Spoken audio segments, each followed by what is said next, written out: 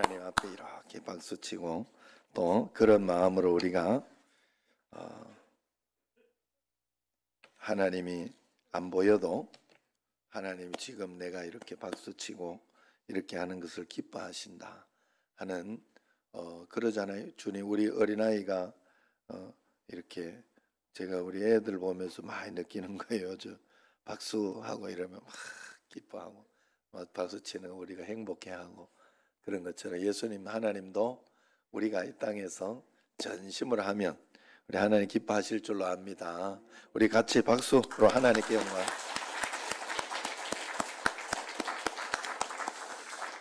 자, 옆 사람과 한번 인사합시다. 예수님 부활하셨습니다.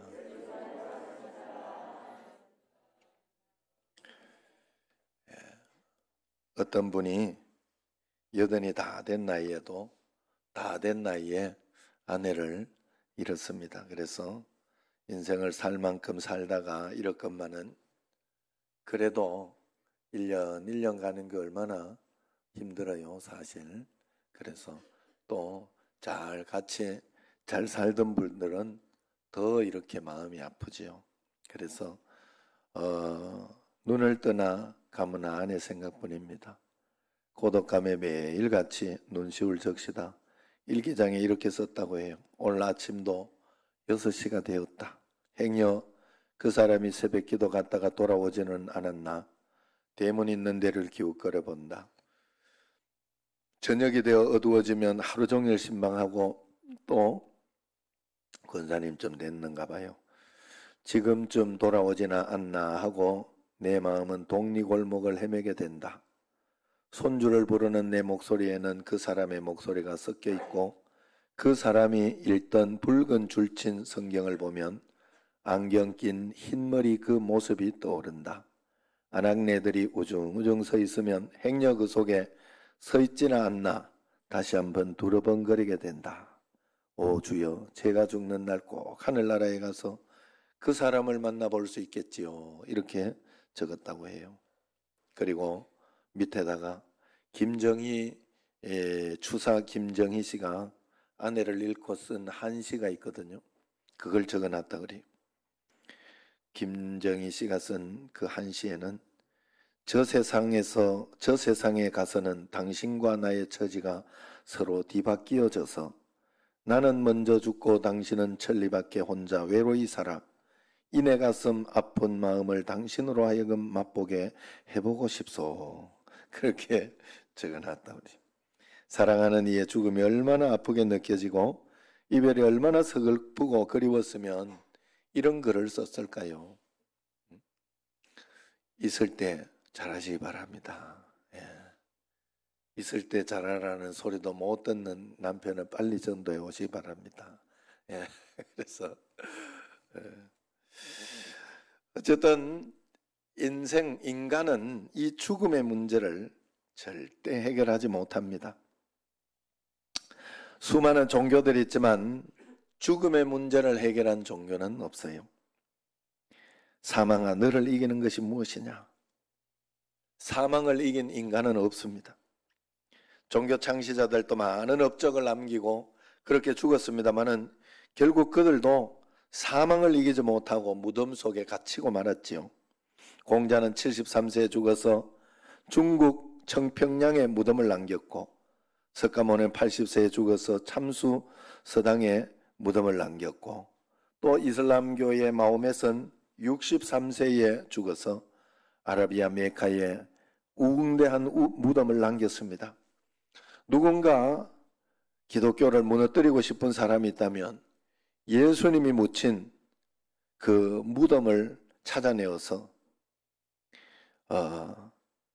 그 예수님의 시신을 확인하면 그것은 기독교를 무너뜨릴 수 있습니다. 하루아침에 무너질 것입니다. 그러나 아무도 그렇게 할 수가 없어요. 예수님은 죽은 자 가운데 살아나셨기 때문입니다. 살아나신 자리만 있는 거예요. 그분은 승천하셨습니다. 지금도 살아계셔서 하나님 보좌 우편에 계시고 이 땅에 산 자와 죽은 자를 심판하러 다시 오실 것입니다.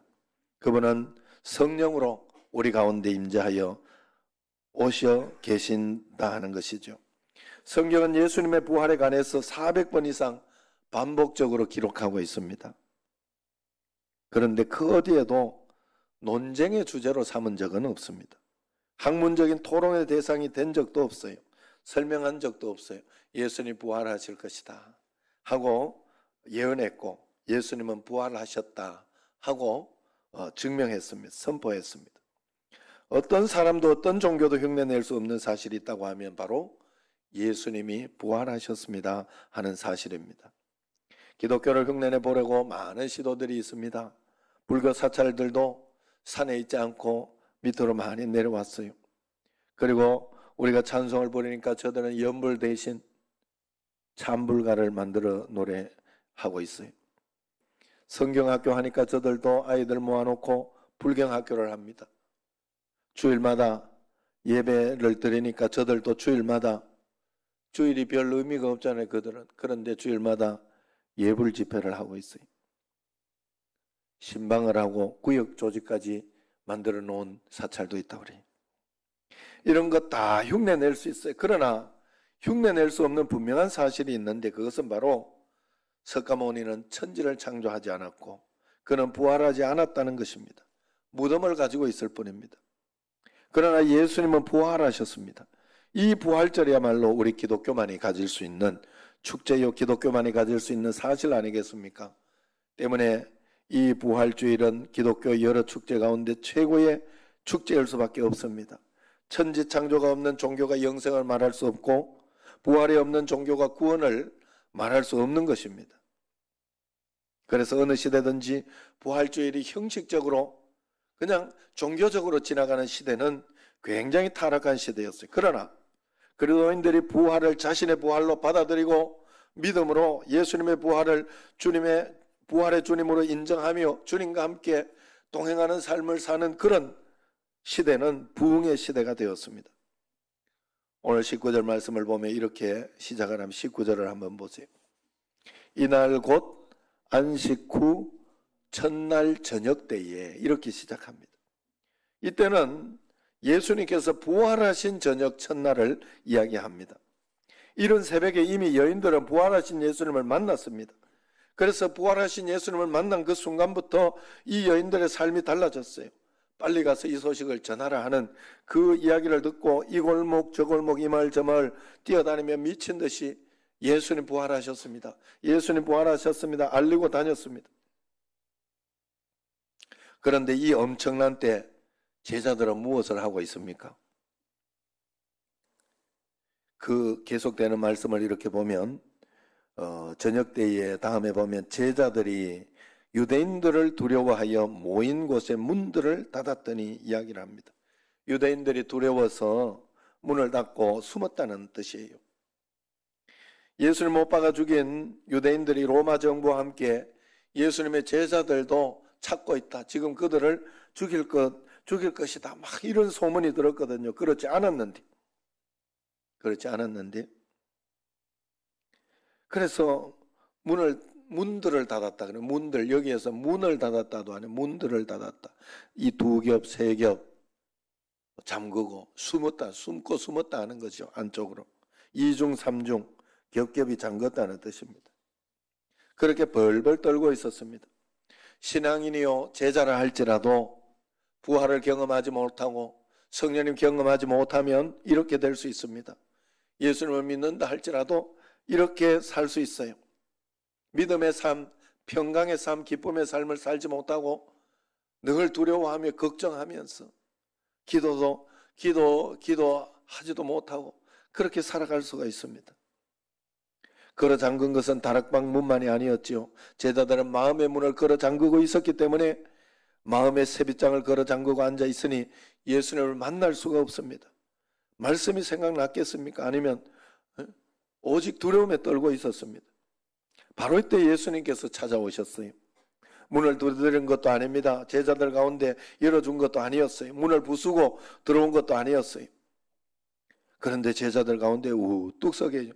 2중 3중으로 문을 잠겼는데 와 계신 거예요.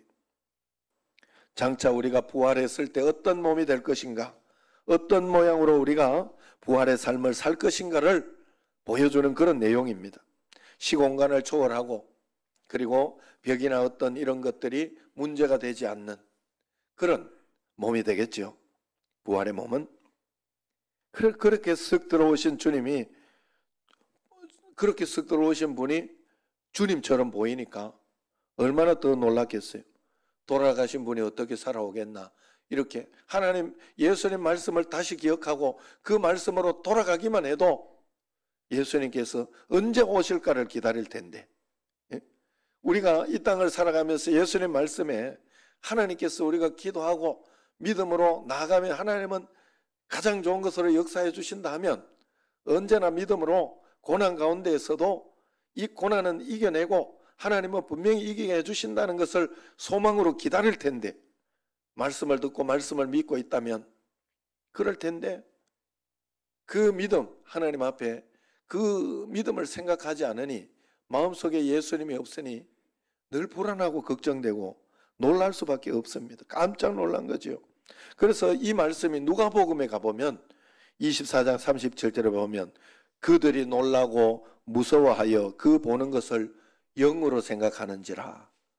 영으로 생각, 이 말은 귀신으로 봤다 이 말이에요.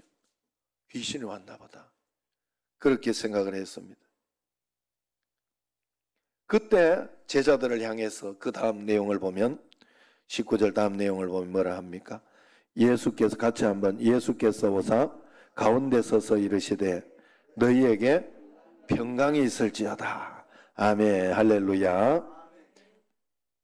너희에게 평강이 있을지어다. 이 얼마나 제자들이 들어야 할 말이고 듣고 싶은 말이었습니까? 두려움에 떠는 제자들에게 안심하라 하는 말씀 아니겠습니까? 못 박힌 손을 내밀어 보여주신 것입니다. 주님이신 것을 확인하게 못 박힌 손을 보여주시고 그렇게 내가 맞다 하고 만지게 해주신 거예요. 부활의 우리의 몸이 되면 이 모든 어떤 이런 것들을 시공간을 초월하지만 만질 수 있다고 했어요. 어떤 것인지는 우리가 정확하게 이야기할 수는 없어요. 그러나 하나님께서는 이 모든 것 가운데 그렇게 해주신다고 했어요. 온 우주를 창조하시고 온 우주를 운행하고 계신 하나님께서 무엇은 못하시겠습니까? 우리의 몸은 그런 몸이 된다고 했습니다. 그래서 그렇게 확인하고 보게 되니까 얼마나 놀라고 기뻤겠습니까? 그런데 기쁨만 있는 것이 아니라 체면도 없고 면목도 없었던 것입니다. 이유는 주님께서 체포되시던 그 시간에 겁이 나 뿔뿔이 도망갔지요. 십자가에서 신음하고 돌아가시는 그 자리에 잡힐까 봐 가보지도 못했지요. 오히려 가냘픈 여인들과 이름 없는 제자들, 아리마대 사람 요셉과 니고데모가 장례를 치러준 것입니다. 이런 면목 없는 제자들에게 예수님이 다시 찾아오신 것입니다. 예수님이 그들을 찾아오신 것은 책망하시기 위해 오신 것이 아니에요. 꾸중하시기 위해 찾아오신 것이 아닙니다. 끝없는 용서를 안고 다시 주님 말씀 가운데에서 주님의 일을 감당해 달라고 부탁하기 위해 오신 것입니다. 두려움에 떨고 있는 제자들, 불안에 신음하는 제자들, 공포에 시달리는 제자들을 향해서 21절에 재차 말씀하고 있어요. 21절 뒤에 보면 너희에게 평강이 있을지어다. 그리고 26절에도 뒤에 보면 거기에 말씀이 나와요. 너희에게 평강이 있을지어다. 예수님께서 계속해서 반복적으로 제자들에게 평강을 선포하시는 것을 여러분들이 여기서 볼 줄 알아야 돼요. 우리의 모든 삶 가운데 예수님께서 내가 이 문제 해결하고 나면 또 문제 안 생깁니까? 제가 딸이 비자를 받을 때는 이야 정말 요번에 이 문제만 해결해 주면 진짜 모든 문제 싹 해결되는 것 같다. 다 해결되겠다 이런 생각이 들지만 또 아들 문제가 또 있잖아요. 이번에 이렇게 되면 좋겠는데 기도하면서 또 그런 걱정거리가 또 훅 밀려오죠. 하나가 끝나면 또 다른 게 신기하게도 와요. 또 7월 달 25일 날 표는 끊어놨다는데 될지 안 될지는 모르겠다고 그랬더라고요. 그 회사에서 허락해주고 또 교회에서도 허락해주고 해야 올 수 있다고. 한 2주나 3주 있다가 가겠다. 그것도 잘 됐으면 좋겠는데 하는 그런 생각들. 여러 가지 일들 여러분, 우리에게는 계속해서 일들이 계속해서 우리에게 평강이 있을지어다. 평강이 있을지어다. 주님 예수 그리스도의 평강이 내 마음속에 계속해서 하나님의 임재 속에서 내가 그 평강을 차지하고 붙들고 살아야 된다 하는 거예요. 여러분 꼭 그렇습니다. 자녀가 서울대학교만 들어가면 서울대학교를 툭 들어가면 걱정 없을 것 같지요? 아니에요. 거기에서도 걱정이 있어요. 어느 직장에 갈까? 직장에 가면 진급을 할까? 이건 일반적으로 아는 것이에요. 그러나 여러분 각자 말 못하는 어떤 그런 기도 제목들도 많지 않습니까? 저한테만 이야기하는 기도 제목들이 많아요. 숨겨진 기도 제목들이 많아요. 여러분 정말로 그런 모든 것들이 계속해서 생길 때 제자들에게 계속해서 지금 반복적으로 평강이 있을지어다. 평강이 있을지어다 계속 이야기합니다. 형식적인 위로가 아닙니다. 우리가 늘 누려야 할 축복이요 체험이라는 것을 가르쳐주고 있어요. 이 시간 예수를 믿는다 하면서 믿음을 잃어버리고 환난과 시련 가운데 불안에 떨고 있는 분이 있습니까? 말씀을 듣고 살아가노라 하면서도 말씀의 능력을 상실한 채 무력하게 살아가는 성도들이 있습니까? 주님 찾아오셔서 너희에게 평강이 있을지어다 말씀하는 줄로 믿습니다. 부활주일 이 아침에 여러분 모두를 축복합니다. 평강이 있을지어다. 서로 인사합시다. 주님의 평강이 넘치시기를 바랍니다. 마음에 평강이 있으면요, 평강이 있다는 것은 믿음이 생겼다는 뜻이에요. 하나님은 우리의 이 믿음을 가지고 역사하셔요. 아니 나는 한 번도 믿어보도 안 해놓고 맨날 불안하고 맨날 걱정되고 맨날 이렇게 남편 아니면 다른 사람들에게 늘 불안과 걱정만 이야기해놓고 역사를 바라보면 안 돼요. 그냥 불안과 걱정 속에서 있는 일들 하나님이 역사하실 수가 없어요. 하나님은 우리의 믿음을 보셔요. 믿음을 가지고 사용해가지고 구원도 시켜주실 수 있는 거예요. 우리의 믿음이 그래도 있기 때문에 예수님 믿기 때문에 교회 온 거잖아요. 안 그러면 절대 안 오죠. 불심이 있으면 절에 가겠죠. 그러나 그 속에서도 우리가 이 땅에 우리가 이 믿음을 가지고 영생을 얻는 구원은 얻었으나 이 땅의 삶의 구원은 이 땅에 살면서 건진받는 일들, 그 행위는 내 삶의 믿음을 하나님께 보여드려야 돼. 믿고 싶은데 믿어져야 말이지. 안 믿어지죠? 안 믿어져요. 그래서 그 믿음을 위해서 필요한 것이 뭐냐? 그 믿음. 그래서 믿음이 없는 삶은 어떤 삶이냐 하면 늘 마음속에 평강이 없다 그랬어요. 이사야 57장 악인은 평온함을 얻지 못한다. 또 하나님 말씀에 악인에게는 평강이 없다 하였느니라 그랬어요. 왜 그럴까요? 죄 때문에 이 땅에 살면서 죄의 문제를 해결할 수 없고 벗어날 수 없고 극복할 수 없어서 그래요.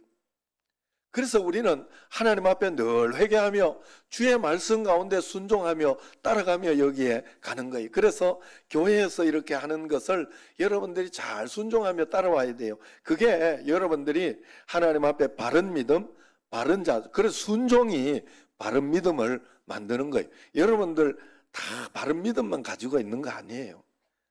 대부분 이렇게 보면 샤머니즘 믿음도 굉장히 많고요. 여러 가지 유교적인 믿음도 있고 어떤 사람은 불교적인 것도 있고 어떤 사람은 무당굿하는 것도 있어요. 그런 믿음도 있어요. 이렇게 보면 다 이렇게 달라요. 야, 저 참 이단적인 믿음도 많다 싶지만 우리는 기독교 이렇게 대한예수교 장로의 통합 측 그 교단의 교리와 그 믿음을 나의 믿음으로 가지고 내가 그 교단을 벗어나지 않았잖아요. 나는 그 교단에 지금 이번에도 오늘도 이제 그걸 이렇게 신청했습니다마는 노예 상회비라는 거 몇백만 원씩 내고 그러면 거기에 소속해 있기 때문에 내가 이것에 벗어나는 어떤 그런 것이 있다. 누군가 지적하고 그렇게 한다면 거기에 대해서 내가 맞추는 거예요. 맞추는 거 거기에 틀에 맞추는 거예요.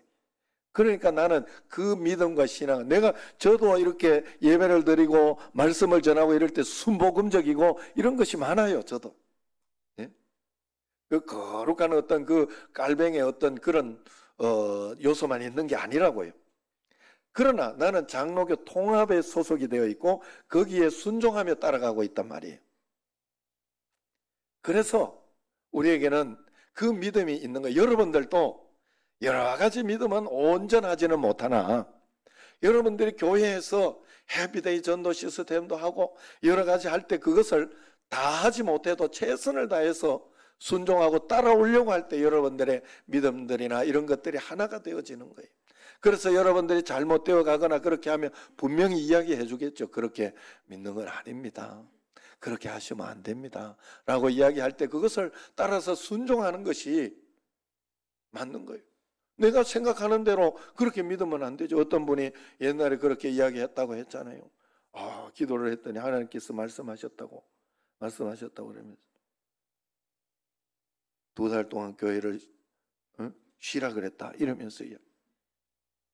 성경적이지 않았기 때문에 그건 잘못 들은 것 같습니다.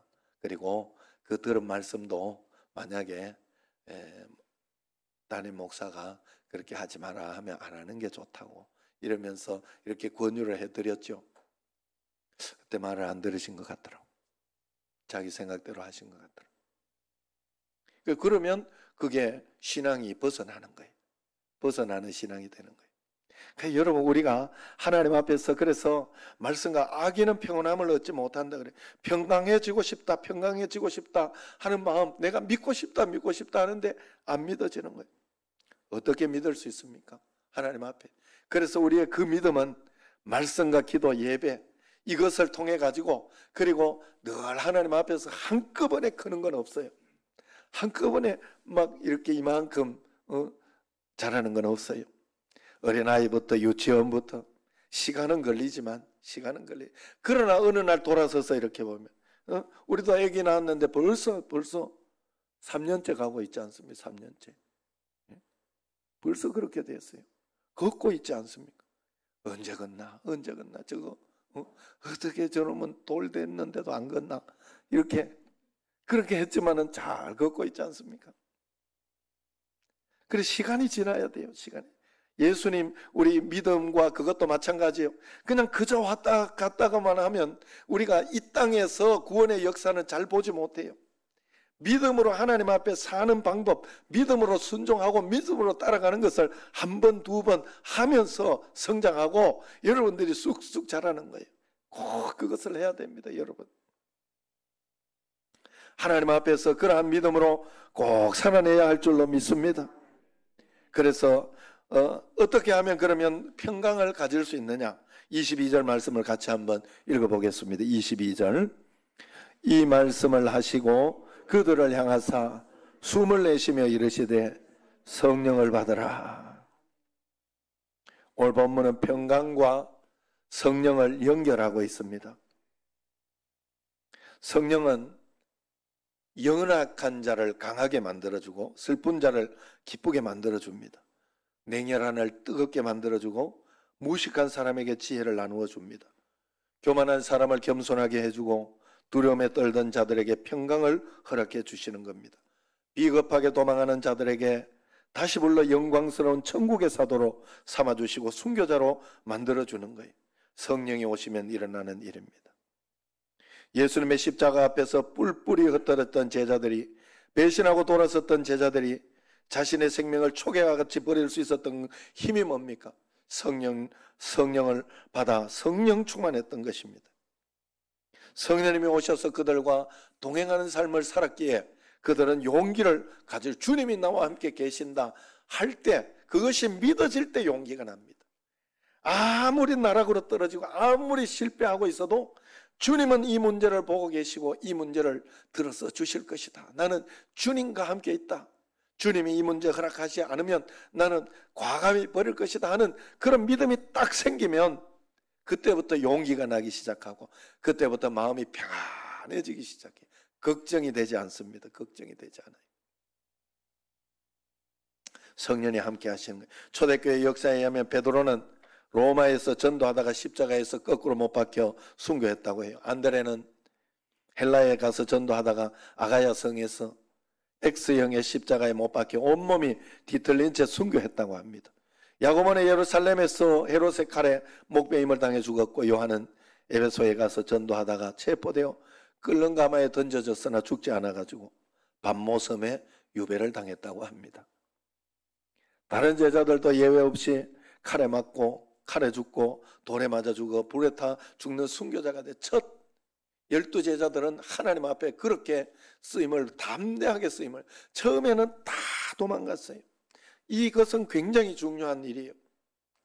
예수님을 믿고 예수님을 알았지만은 예수님과 살아계신 그 예수님과 이렇게 동행했죠. 예수님 죽음과 함께 다 도망가고 두려워하고 겁냈어요. 그러나 예수님을 만나고 성령님의 임재를 경험한 후에 오순절 다락방 이후에 그들은 굉장히 담대한 하나님의 사람이 되었다 하는 거예요. 기독교는 십자가로 끝나는 종교가 아닙니다. 죽음 이후에 더욱 풍성한 축복이 있는 그러한 종교가 바로 기독교입니다. 무엇이 이들을 무섭게 변화시켰어요? 부활하신 예수님을 만났고 성령으로 충만했기 때문에. 그래서 초대교회 신앙은 부활신앙이었고, 초대교회 사도들의 선포는 모두가 예수님이 부활하셨다, 예수님이 다시 살아나셨다 하는 말씀이었습니다. 예수님 부활하셨습니다. 부활하셔서 예수님은 안방에서 바둑이나 두고 계신 분이 아닙니다. 그분은 살아계셔서 오늘 우리 가운데 찾아오셔서 역사하여 주시고 계십니다. 우리 삶 속에 동행하여 주십니다. 살아계셔서 내 삶을 하나하나 간섭하고 인도하고 있어요. 그래서 여러분들은 잘 안 되더라도, 잘 모르더라도 처럼 사는 거, 성경에서 보면 처럼 살아라, 뭐뭐처럼 살아라, 뭐뭐 같이 행동해라, 예수님이 나와 함께 있는 것 같이 행동해라. 보여서 하는 것이 아니라 믿기 때문에 하는 거예요. 그래서 여러분 그렇게 항상 그것을 의식하며 의지하면서, 그러면요 집에서 예배를 드려도 참 잘한데, 난 미국에서 사실 예배 드리는데 이렇게 앞에 놓고 하는데 이래가지고 그냥 정말 편하게 이러면 잘한대더라고. 예수님이 함께 계신 것처럼 이게 잘 안 돼요. 그리고 만약에 여기에서 여러분들이 이렇게 편하게 이렇게 있을 수 있어요? 없지요. 잘 안 되더라고. 그래도 여러분들 꼭 집에서 예배 드리는 시간이니까 예배 드리고 영상으로 이렇게 먼 곳에 있는 분들, 그럴 때에는 그때는 꼭, 야, 목사님 요거 지금 영상을 뚫고 보고 있다, 요런 것처럼 할 때 여러분들의 신앙이 올바르게 돼요. 처럼 한다는 것은 굉장히 그런 중요한 내용이 있어요. 여러분, 그래서 성경에서는 뭐뭐 같이 이렇게 해라, 최선을 다하여 그렇게 하라고 이야기를 하고 있습니다. 하나님이 동행하시는 것처럼. 그래서 동행하시면 어떻게 해요? 주님께 묻고 말씀을 따라서 사는 거잖아요. 말씀은 하나님께서, 말씀은 성경 말씀을 읽을 때 그 말씀을 가르쳐 주시고, 설교 말씀을 통해서, 그리고 내 안에 계신 주님의 음성, 다른 사람의 어떤 그런 것들을 통해 음성을 들려주신다. 이번에도 제가 이렇게 주님 앞에, 그래서 여러분들은 잘 모르더라도, 잘 아니더라도, 이번에도 제가 성탄이 보내고 성만이 보냈잖아요. 말씀을 잘 들었나, 보내야 되겠다, 이번에 주님 뜻인가 보다 생각을 했어요. 그래, 보내야 되겠다 생각. 우리 집에 너무 4마리나 있으니까, 집에도 아직 2마리 더 있어요. 그러니까 그래야 되겠다 생각을 하고 기도하면서, 하나는 용인에 있는 목사님께 보내고, 하나는 지리산에 있는 거기에 보냈죠. 그 또 뜻이 마음속에 하나님의 말씀이다 생각했으니까. 그렇지만 그게 다 맞다고 나는 이렇게 막 확신이 들어가지고 하는 게 아니에요. 여기에서 이 정도가 하나님의 뜻이다라고 내가 반응하고, 그 다음에 하나님이 역사해 주시고, 그러니까 그 목사님이 거기 갔다 이렇게 올라올 길이 있다고, 지리산에서 데리고 가겠다고 그렇게 하면서, 또 그날 굉장히 피곤한 날인데 안 오려고 하다가 또 안 오면 약속했는 것도 굉장히 서운해 하겠다. 한번 마음 먹은 건데 마음 먹은 마음 바뀌겠다. 이런 생각 때문에 왔다 하더라고요. 그래가지고 그날 또 이렇게 해서 뭘 사줄까, 밥을 사줄까 이러다가 정말로 저기 오리 이렇게 그걸 해줬더니 자기는 고기는 별로 안 좋아하고 오리는 찾아서 먹는다고 굉장히 고마워하더라고요. 그것도 주의 뜻을 잘 들은 거예요, 말씀을. 또 거기에 이렇게 갔는데 지리산에 가가지고 지금 성만이 이름이 봉봉이로 바뀌었어요. 이름 바꾼다 하더라고. 왜냐하면 성만이 알죠? 내가 하면 이것도 한 10번 이야기한 것 같은데 성만이가 그 후배 목사님 이름이 성만이라고. 그 양반이 오면 성만아 이러면 좀 그럴 것 같다고. 그래가지고 이름을 바꾼 게 그게 이제 결국 뭐 우여곡절 끝에 봉봉이 돼서 봉봉이. 봉봉이는 그 성만이의 원래 이름이에요. 원 이름을 찾아간 거예요.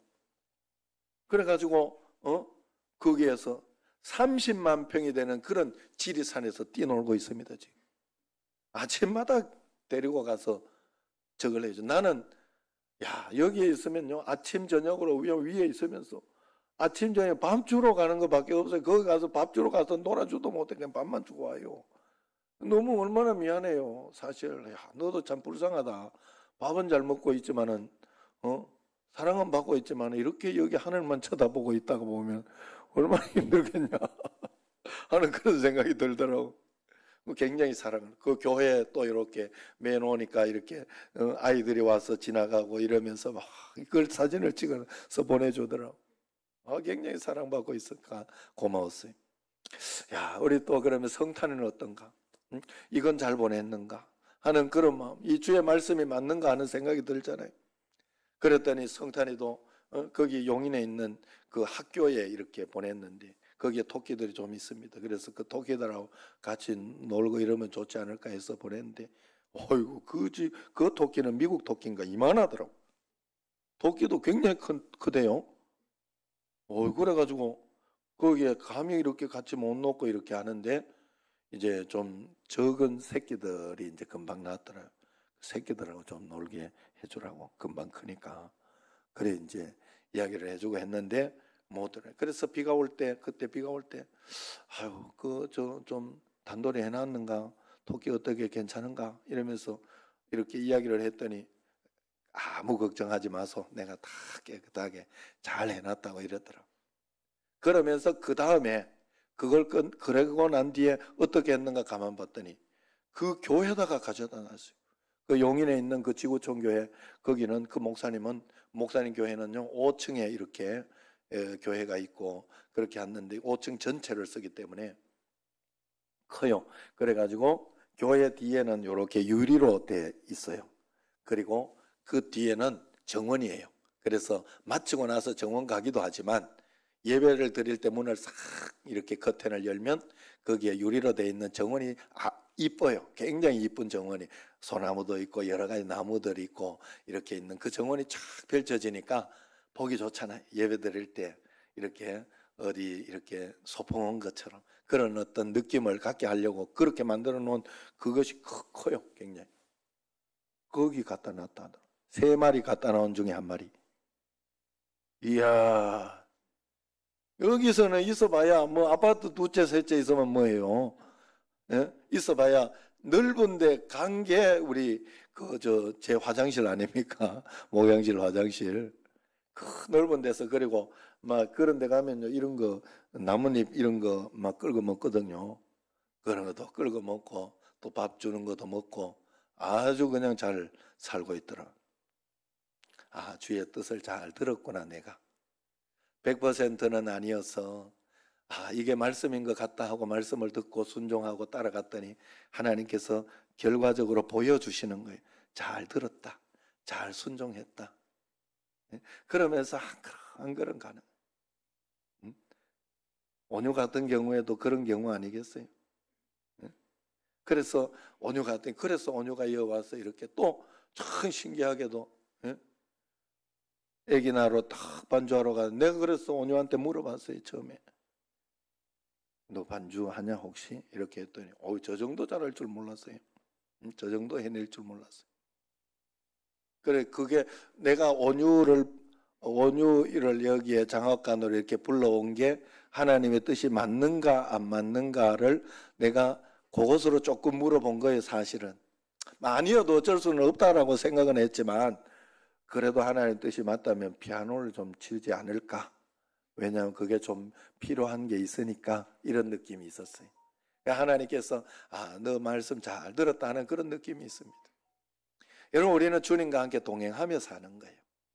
하나님이 안 계신 것 같아도 분명히 있어요. 여러분들이 죄를 짓고 하나님 앞에서 하나님을 떠나서 할 때는 그걸 분명하게 여러분들에게 나타날 거예요. 왜냐하면 죄는 그냥 있지 않아요. 사람을 평강하게 만들어 놓지 않습니다. 반드시 고생하게 해요. 반드시 어렵게 해요. 그래서 우리가 하나님 앞에서 언제나 믿음으로 말씀 가운데 성령의 충만함으로 성령으로 따라 살려고 애를 쓰고 노력하는 가운데 하나님은 잘 이겨내게 해주십니다. 문제가 문제 안 되게 해주셔요. 문제를 극복하고 뛰어넘어 살아갈 수 있도록 우리를 분명히 그렇게 해주신다. 여러분, 어려움 없는 데가 어디 있어? 어려움 없이 살려고 하면 안 되죠. 지구를 떠나야죠. 이 땅에는 다 그런 일은 있습니다만은 주님과 함께 성령으로 살면 하나님이 좋은 것으로 복된 것으로 인도해 주시는 줄로 믿습니다. 오늘 부활하신 예수님께서 숨을 들이키시며 성령을 받으라, 그렇게 이야기를 하셨지 않습니까? 성령의 숨을 들이마시라는 거예요. 우리의 숨 쉬는 것이 성령의 그 모든 것, 우리의 삶의 모든 것이 성령의 것이다 하는, 성령의 호흡이다 하는 그런 것입니다. 성령의 호흡을 하면서 동행하는 순간 주님의 참 제자가 되고 성령의 사람이 되는 것입니다. 우리가 성령의 바람을 받지 못하고 예수님의 숨을 쉬지 못하면 이 땅에 아무리 영향력 있는 사람이 되어도 헛바람이 일으키는 사람이 됩니다. 그러나 성령의 숨 쉴 때 헛바람이 일으키는 사람이 아니고 성령의 바람을 일으키는 사람이 될 줄로 믿습니다. 평생 대학교 선교를 위해 헌신해온 로드 맥도르라는 분은 이런 이야기를 했습니다. 예수 그리스도의 부활이 사실이 아니라면 기독교는 인류 역사상 최고의 사기극이다. 그러나 부활이 사실이라면 부활을 알지 못하는, 믿지 못하는 사람들에게는 최대의 비극이 될 것이다. 부활하신 주님은 사실인 줄로 믿습니다. 오늘 우리 예수님이 부활하셨습니다. 그분은 지금 우리와 함께 계시기에 우리는 어떤 일에도 두려워하지 않을 수 있고 믿음으로 평강으로 살아갈 수 있는 줄로 믿습니다. 부활의 이 아침 주님이 주시는 평강으로 믿음으로 살아내는 여러분과 저가 되기를 주의 이름으로 축원합니다. 기도하겠습니다. 하나님 아버지, 부활의 주님을 오늘 매일매일 경험하게 하고 성령으로 우리는 보지 못하나 믿음으로 우리가 살아갈 수 있다 했으니 그 믿음, 보지 못하고 믿는 믿음이 더 주님께서 칭찬하시는 믿음이라 저희들이 그 12 제자들보다 더 큰 축복과 은총을 받은 줄로 믿고 매일매일 믿음으로 살아내는 저희들이 꼭 되게 하옵소서. 예수님 이름으로 감사하며 기도드리옵나이다. 아멘. 찬송.